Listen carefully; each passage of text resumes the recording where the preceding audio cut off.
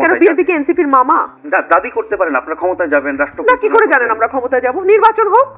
NCP যখন দাবি করে যে একমাত্র তারাই অভ্যুত্থান ঘটিয়েছে এবং আমাদের সিনিয়র নেতাদের সঙ্গে তারা যে ভাষায় কথা বলে টকশোগুলো তো আমরাও দেখি যে তারাই নাকি করেছে, তো তাদের তো তাহলে এখন বাংলাদেশের মানুষ যদি আওয়ামী লীগকে রিফিউজ করে এবং রিফিউজালের প্রধান একটা পক্ষ তো এনসিপি নিজেকে দাবি করে, তাহলে তো তাদের মানে গণজোয়ারে গণভোটে ভেসে 300 আসনের মধ্যে 290টাই পাওয়ার কথা।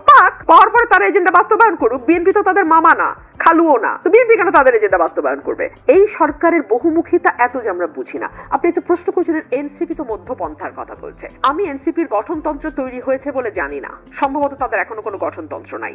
তারা ঠিক কোন আদর্শের উপর ভিত্তি করে রাজনীতি করতে যাচ্ছে সেটাও কিন্তু আমরা জানি না। আমরা তাদের রাজনীতিটা পুরোটাই দেখেছি আওয়ামী লীগ কেন্দ্রিক। আওয়ামী লীগকে ব্যান করো, আওয়ামী লীগের মানে সব পুরোটাই আওয়ামী লীগ কেন্দ্রিক। এর বাইরে তারা মানুষকে কি দেবে, তারা কি ডেলিভার করবে আমরা জানি না। তাদের দুটো দাবি, একটা হচ্ছে আওয়ামী লীগ নিষিদ্ধ করো, আরেকটা হচ্ছে বিএনপি কে দিয়ে সব সংস্কার, মানে বিএনপি যাতে তারা যা বলবে মামা বাড়ির যত আবদার আছে বিএনপি সবগুলোর সাথে তাল মিলিয়ে যাবে। এই হচ্ছে তাদের দুটো, মানে এখন পর্যন্ত মেইনলি তাদের এই দুটো জিনিস আমি দেখছি। তো এই দুটো আবদারের মধ্যে তাদের গঠনতন্ত্র কি, আদর্শ কি, তারা কি করতে চায়, তারা মানুষকে কি দেবে, তারা যদি আগামীতে রাষ্ট্র ক্ষমতা আছে। দেখুন নাজমুল ভাই, প্রতিটা দল কিন্তু নির্বাচনে যায় জিতবার জন্য, হারবার জন্য কোনো দল নির্বাচনে যায় না। সুতরাং প্রতিটি দলের একটা প্ল্যান থাকতে হবে যে আমরা ক্ষমতায় গেলে কি করব।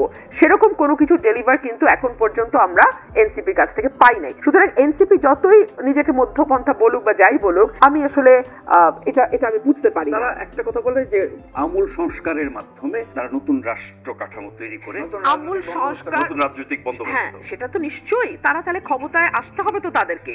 তারা যে বন্দোবস্তের কথা বলছে এটা তো তাদের এজেন্ডা। এই এজেন্ডা বাস্তবায়ন তো তারা আরেক দলের উপর ভর করে করতে পারবে না। এই এজেন্ডা তাদেরকে বাস্তবায়ন করতে হবে, এটা তাদের এজেন্ডা। ফর এক্সাম্পল 31 দফা বিএনপির এজেন্ডা, এখন কি বিএনপি এনসিপি কে বলবে তুমি এগুলা বাস্তবায়ন করো?